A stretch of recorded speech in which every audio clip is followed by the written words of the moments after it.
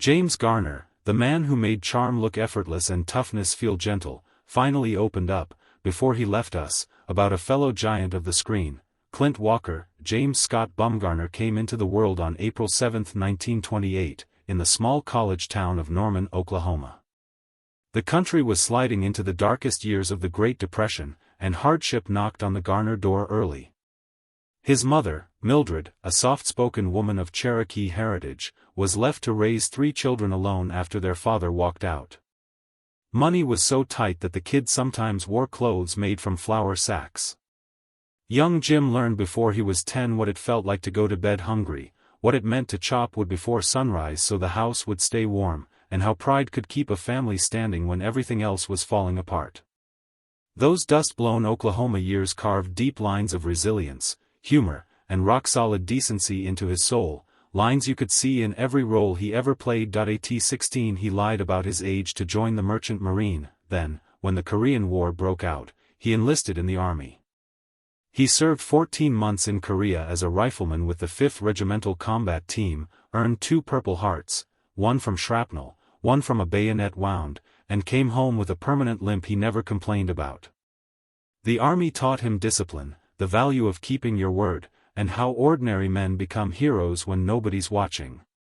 All of that would later pour into every quiet, decent, slightly scuffed hero he ever played. Hollywood found him almost by accident. After the war he drifted to California, took a few bit parts, and in 1956 signed a contract with Warner Brothers. They made him drop the Bumgarner because it sounded too hillbilly. He picked Garner out of thin air and never looked back. His big break came the following year when he stepped into the boots of Brett Maverick on the groundbreaking Western series Maverick, 1957 to 1962. Brett was a card sharp, a coward when bullets flew, a gentleman when ladies were present, and the smartest guy in any room. America fell hard for the grinning gambler who refused to take anything, including himself, too seriously. Garner's timing was perfect, his smile disarming, his eyes twinkling with mischief. Overnight he became television's first anti-hero, and the highest-paid actor on the lot. He walked away from Maverick at the peak of its popularity in a contract dispute, sued Warner Brothers, and won, setting a precedent that changed how actors negotiated forever. That single act of courage made him a quiet hero to an entire generation of performers. Then came the Rockford Files, 1974 to 1980. Jim Rockford lived in a rundown trailer on the beach, drove a beat-up Firebird, and solved crimes with sarcasm and street smarts instead of fists. It was the role Garner was born to play. He won an Emmy in 1977, turned down millions in merchandising because he refused to let Rockford's face sell cheap products, and when the studio tried to cheat him again, he shut the show down rather than compromise.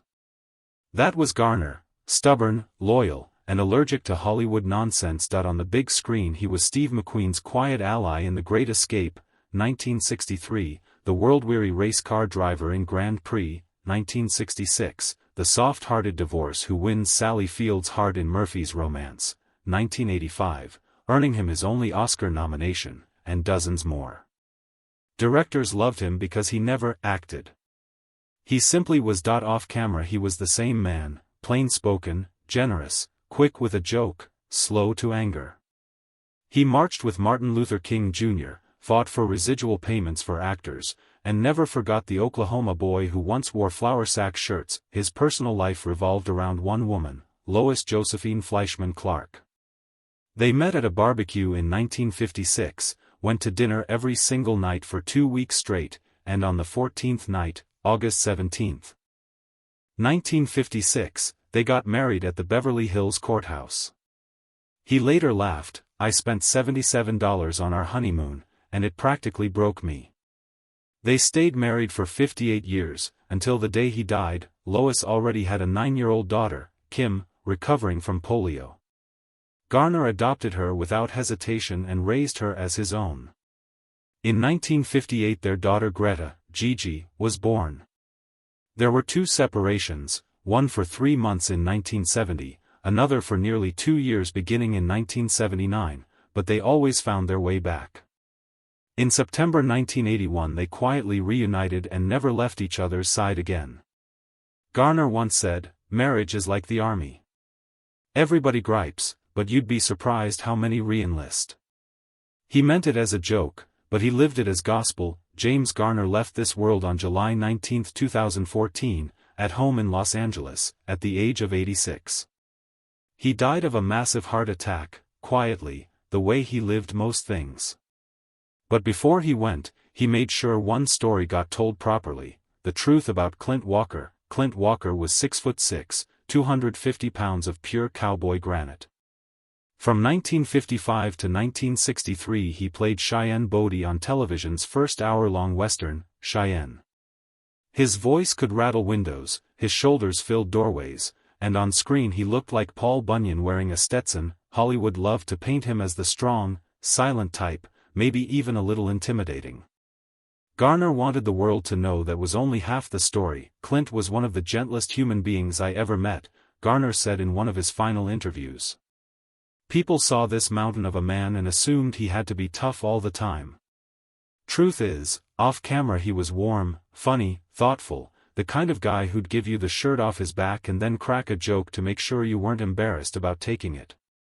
They worked together a few times, guest spots, cameos, charity rodeos, and every single day on set Garner watched Walker go out of his way to make young actors feel welcome, to help the crew move heavy lights, to remember everybody's name. "You had to be on your toes around Clint," Garner laughed, "not because he was mean, but because his presence filled the room. You straightened up without thinking. But then he'd grin or tell a story and the whole place relaxed. He had this big, booming laugh that made you feel like everything was going to be all right." Garner remembered long location shoots in the desert, 110-degree heat, dust storms, horses acting up. "We'd be out in the middle of nowhere, dead tired, and Clint would start telling stories about growing up dirt poor in Illinois, or the time he survived a skiing accident that ripped his heart loose from its lining. He'd have the whole crew in stitches. That laugh of his could cut through any misery." He hated the myth that Clint was unapproachable. Nothing could be further from the truth. Clint was secure, rock-solid secure. He didn't need to prove anything to anybody. Because he was comfortable in his own skin, he made everybody else comfortable too.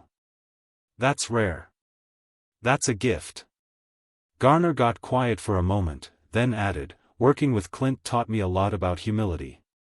About not needing the spotlight every second. About letting other people shine. He was a big man in every way you can measure, and he never once threw his weight around. I've carried that lesson my whole life." Near the end of the interview, Garner looked straight into the camera and said, "Clint Walker wasn't just a television cowboy. He was a good man. A really, really good man.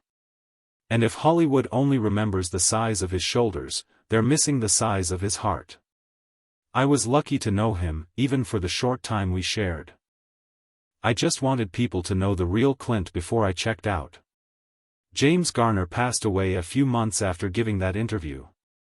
He never sought the spotlight for himself, and he made sure one last time that the light landed where he felt it belonged, on a friend who deserved it. Somewhere, you can almost hear two old cowboys laughing, one with a mischievous Oklahoma grin, the other with a booming, gentle voice that rattles the heavens, and that, finally, is the story James Garner wanted told by, Abiawala Dil Se Dil Tak Chala Jayega. 40 to 45 minute full emotional narration Banega, slow music Dal Dina background main to Rula Deji video.